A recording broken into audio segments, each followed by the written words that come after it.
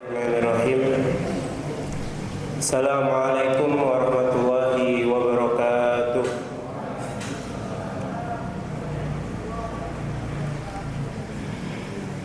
Alhamdulillahi rabbil alamin.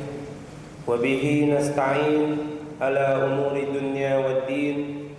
Wassalatu wassalamu ala ashrafil anbiya'i wal mursalin wa ala alihi wa ashabihi والتابعين ومن تبعهم بإحسان إلى يوم الدين أما بعد اللهم إنا نسألك علما نافعا ونعوذ بك من علم لا ينفع رب اشرح لي صدري ويسر لي أمري واحلل عقدة من لساني يفقهوا قولي.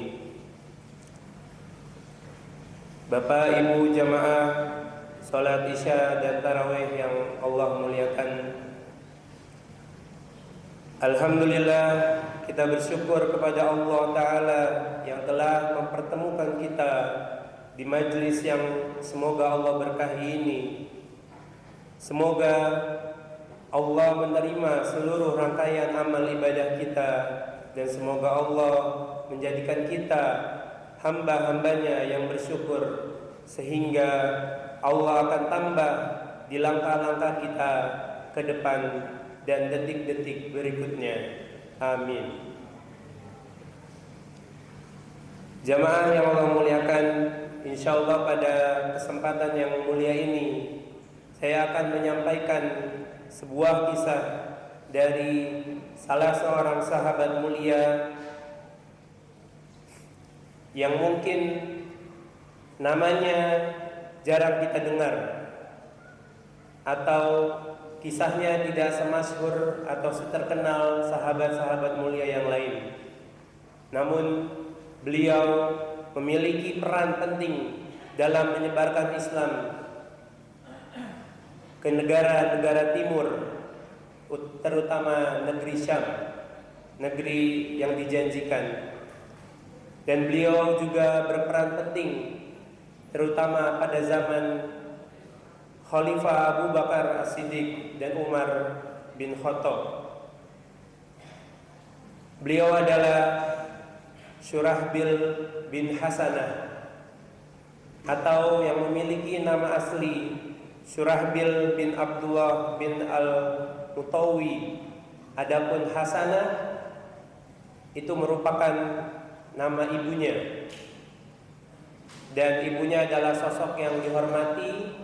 Oleh karena itu beliau lebih sering dipanggil dengan Syurahbil bin Hasanah, sama seperti biasa kita dengar sebutan Isa bin Maryam yang sering disebut kepada ibunya. Kemudian Syurahbil ini sahabat mulia. Beliau adalah salah satu dari beberapa orang-orang yang pertama kali memeluk Islam atau masuk dalam Islam bersama dengan ibunya. Beliau juga ikut serta dalam hijrah ke Habasyah dan juga ikut hijrah ke Madinah, sehingga beliau dikenal dengan gelar Zu Hijratain, atau pemilik dua hijrah. Dan beliau sangat dikenal dengan keberaniannya. Syurahbil merupakan satu dari 4 jenderal yang dikirim untuk menginvasi Romawi di masa Khalifah Abu Bakar As-Siddiq. Atau dalam sejarah Islam juga beliau termasuk salah satu dari 9 jenderal terhebat dalam sejarah Islam. Syurahbil bin Hasanah adalah sahabat Nabi juga. Beliau sering ikut serta dalam peperangan. Di antaranya ada perang Yarmuk yang beliau ikuti, dan yang paling terkenal dari beliau adalah penaklukan negeri Syam. Beliau juga merupakan salah satu komandan tersukses dalam pasukan Ar-Rasyidin, bertugas di bawah Khalifah Abu Bakar dan Umar bin Khattab. Beliau juga merupakan salah satu komandan lapangan utama selama penaklukan Muslim di Syam. Beliau bertugas sejak tahun 634 hingga kematiannya pada tahun 639. Dan jika kita cari sejarahnya, penaklukan Syam ini berasal dari beliau, Syurahbil bin Hasanah. Ketika itu, saat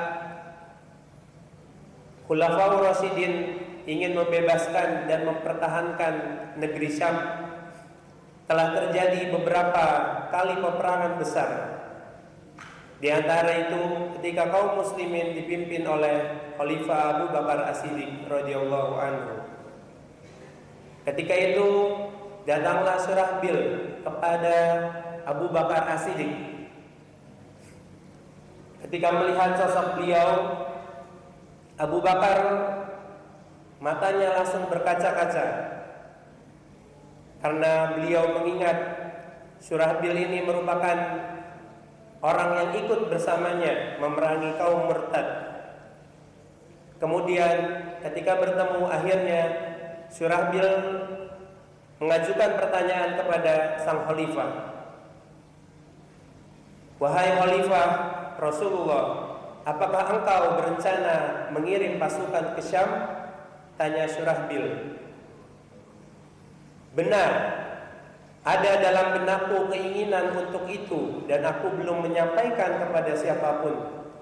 Tentu ada sesuatu sehingga kamu bertanya tentang itu. Ujar Khalifah Abu Bakar As-Siddiq. Benar wahai Khalifah. Syurahbil menjawab. Kemudian ternyata Syurahbil memimpikan sebuah mimpi penaklukan negeri Syam yang disampaikan kepada Abu Bakar As-Siddiq. Kemudian beliau menyampaikan mimpinya dan bercerita mengenai khalifah pengganti Rasulullah SAW tersebut, bermimpi bahwa khalifah berjalan di jalan yang terjal dan berduri di hadapan khalayak manusia. Kemudian beliau bersama para sahabatnya naik ke mercusuar yang tinggi mengawasi manusia-manusia yang ada. Setelah itu turun dan berjalan menuju tanah yang subur, yang di atas tanahnya banyak tanaman, perkampungan, dan benteng-benteng. Kemudian dalam mimpinya Syurahbil mendengar bahwa sang khalifah berkata, lancarkanlah serangan kepada musuh-musuh Allah. Aku adalah penjamin kalian dengan kemenangan dan memperoleh ghanimah. Kemudian Syurahbil melanjutkan ceritanya dalam mimpinya. Dalam mimpi tersebut, Khalifah Abu Bakar kemudian masuk pada sebuah benteng besar yang Allah bukakan untuknya dan para sahabat yang mengiringinya dan para penduduk yang tinggal di benteng tersebut. Kemudian mengucapkan salam kepadanya. Kemudian dikatakan kepada Khalifah Abu Bakar, Allah telah memberikan kemenangan kepadamu dan menolongmu, maka bersyukurlah kepada Tuhanmu dan taatlah kepadanya. Setelah selesai Syurahbil menceritakan mimpinya tersebut, Abu Bakar kemudian berujar, kedua matamu tertidur, namun yang kamu lihat adalah sebuah kebaikan, dan semua akan menjadi baik insya Allah. Kemudian sang khalifah menambahkan, Allah telah memberi kabar gembira kepadamu dengan kemenangan, dan kamu secara tersirat menyampaikan berita kematian kepadaku. Inilah yang membuat air mata khalifah yang cukup senior ini disegani itu berlinang air mata. Dalam benaknya, ia memang ingin menaklukkan sebuah negeri di timur, negeri yang dikuasai oleh kaum Wasaniyin. Negeri itu adalah Syam, sebuah wilayah subur dan penuh berkah. Kemudian sang khalifah juga mentakwilkan mimpi dari Surahbil bin Hasanah. Beliau menjelaskan tanaman berduri yang dilaluinya hingga bertemu mercusuar tinggi dan naik bersama para sahabat di atas mercusuar itu sambil mengawasi manusia yang ada adalah takwil bahwa dirinya akan menanggung masyaqqah atau beban yang berat dari pasukan kaum muslimin yang diutusnya, sebagaimana juga musuh menanggung penderitaan yang sama.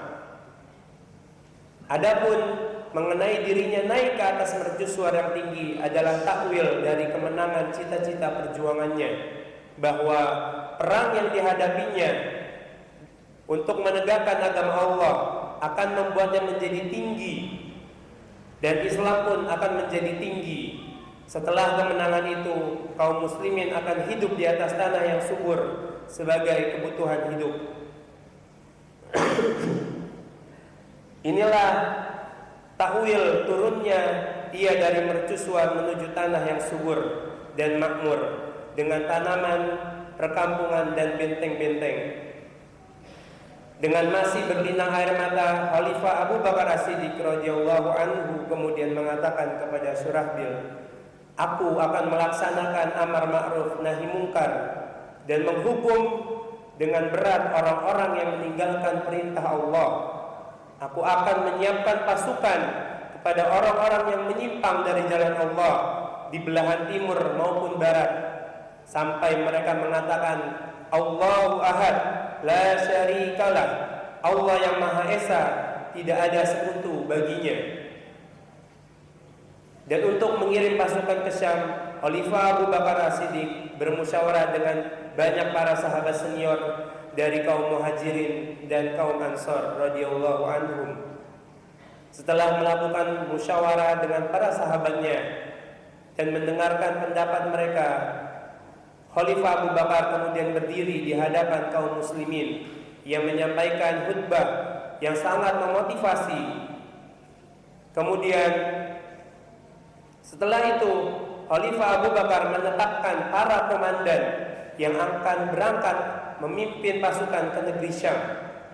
Di antaranya ada Amru bin Al-As, ada Yazid bin Abi Sofyan, ada Surahbil bin Hasanah, dan Abu Ubaidah bin Al-Jarrah.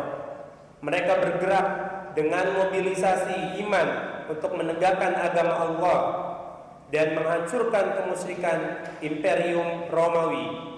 Negeri Syam yang meliputi Palestina, Lebanon, Jordan, dan Suriah ketika itu adalah negeri yang dijanjikan, tempat berkumpulnya kaum muslimin dalam berjihad fi sabilillah.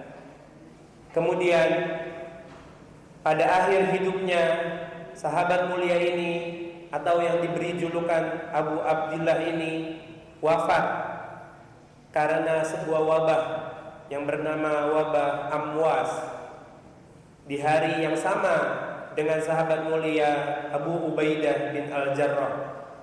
Dalam Mu'jam As-Sahabah disebutkan Surahbil berumur 67 tahun saat menutup usia. Kesimpulan dari kisah beliau adalah perannya sangat penting dalam menyebarkan Islam ke negeri Syam. Beliau menjadi salah satu dari banyak kisah inspiratif sahabat Nabi Muhammad yang membawa pesan bagi umat Islam. Keberaniannya di medan perang, kesetiaannya kepada agama dan Nabi, serta perilaku baiknya terhadap sesama menjadikannya contoh teladan bagi umat Islam di seluruh dunia. Semoga kisah hidupnya tetap menginspirasi dan memberikan pelajaran berharga bagi kita semua dan dalam meniti jalan kebenaran dan ketaatan kepada Allah. Demikian yang dapat saya sampaikan. Atas segala kekurangan mohon maaf.